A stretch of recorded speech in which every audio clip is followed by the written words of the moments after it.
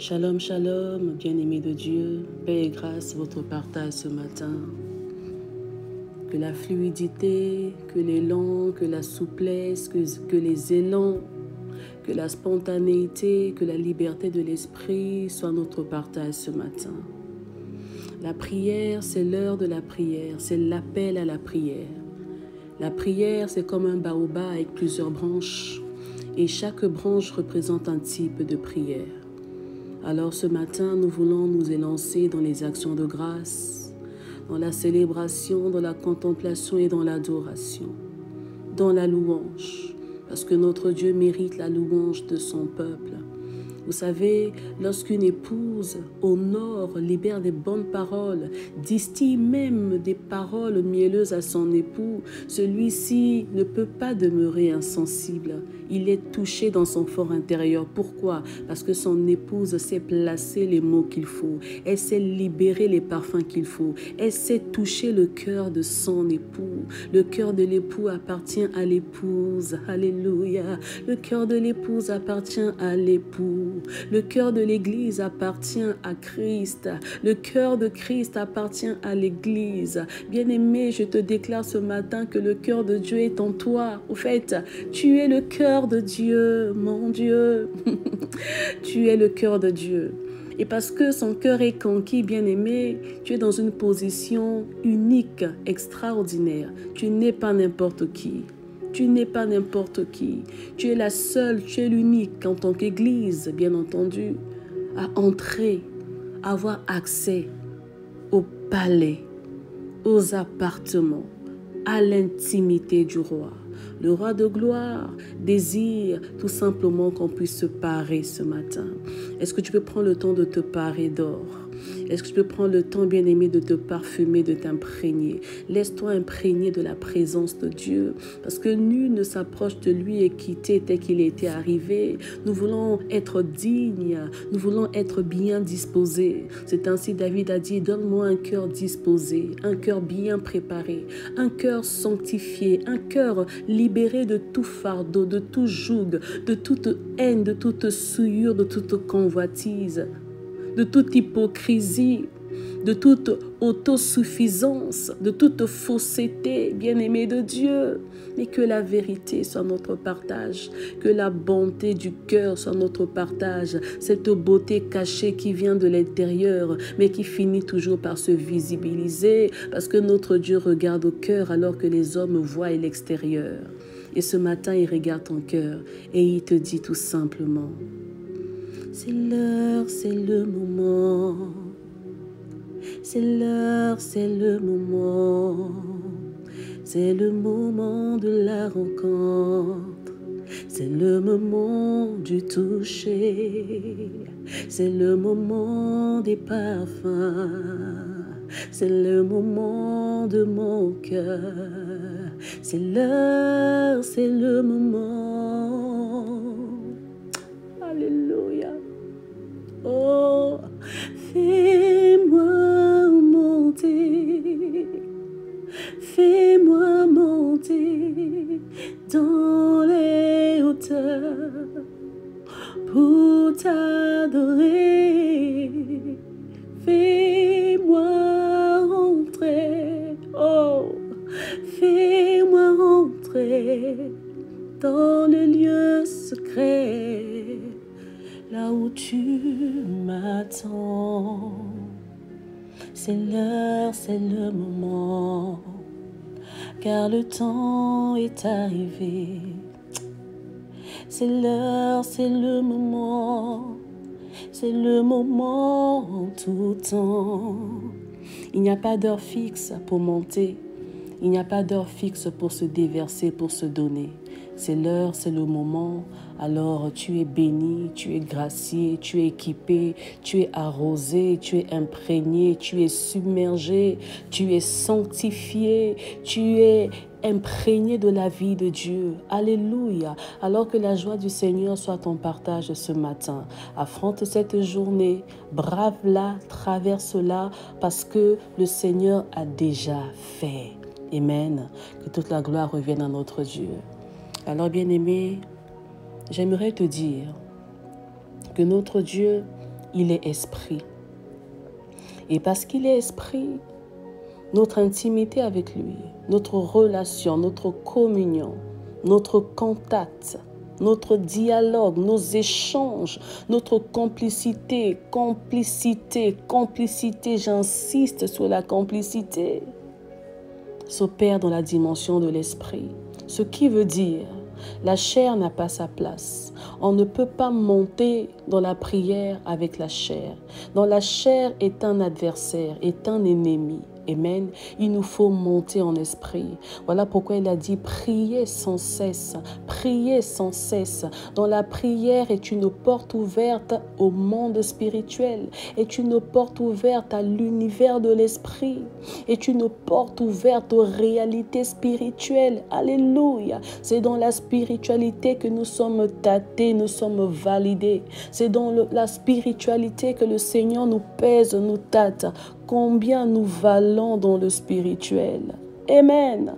Combien nous valons dans le spirituel. Daniel a été jeté dans la fosse aux lions. Les lions n'ont pas pu le dévorer parce qu'il avait du poids dans le spirituel. Il n'était pas qu'un simple homme, mais il était un lion. Il était lui-même un lion parce que son Dieu est un lion, le lion de la tribu de Juda. Alors lui-même aussi est un lion. Pour nuancer, je dirais, il était une lionne. Amen. Parce que nous sommes l'épouse de Christ, n'est-ce pas? Alors parce qu'il était une lionne et la lionne est plus terrifiante, plus redoutable que le lion. Alors les autres lions ont fléchi. Or, je déclare que les lions qui rugissent, qui font genre de rugir sur ta vie, fléchissent au nom de Jésus. Je déclare que les lions, le diable se déguise comme étant un lion, cherchant qui dévorer. Il rôde, il cherche. Donc, il va rôder, mais il ne va pas trouver. Pourquoi? Parce que toi, tu es de la tribu de Juda. Ton Dieu s'appelle le lion de la tribu de Juda. Alors sur ta vie, c'est l'étendard de la louange. Parce que tu es un homme qui loue, parce que tu es une femme qui loue Dieu. Au fait, qui provoque la manifestation de la gloire de Dieu, tous ces lions-là qui rugissent vont se taire. Parce que lorsque le bon berger passe, tout se tait. Alléluia. Alors bien-aimé dans le Seigneur, peu importe les feux qui semblent brûler, s'élever dans ton quotidien, c'est rien. Parce que même face au serpent des magiciens de Pharaon, Moïse, il a jeté son bâton et le serpent qui s'est transformé, bien-aimé de Dieu, a su engloutir un à un. J'insiste, un à un. Il a englouti chaque circonstance, il a englouti chaque épreuve, il a englouti chaque réalité, il a englouti chaque adversité, chaque ennemi, chaque défi, chaque obstacle. Il les a engloutis un par un. Bien-aimé de Dieu, notre Dieu est puissant, notre Dieu est glorieux. Alors, tout se passe dans la prière. Tout se passe dans la prière. Tout se passe dans la prière. Parce qu'il y a des dimensions des épreuves. Les victoires sont cachées que dans la prière. Les victoires sont cachées dans les torrents. Comme David avait su le faire, il est rentré dans les torrents, c'est-à-dire dans l'intimité. Il est allé chercher les pierres. Les victoires se cachent dans les torrents, bien-aimés de Dieu. Mon Dieu, ta victoire, ta bénédiction, tes opportunités qui t'attendent en 2025 se cachent dans les torrents, se cachent dans les torrents, se cachent dans les torrents. Alors tu es un David, plus que ça d'ailleurs, va chercher dans les torrents, va chercher dans le secret, seul à seul, cœur à cœur avec Dieu. Il y a des positions qui nécessitent une supériorité terrible.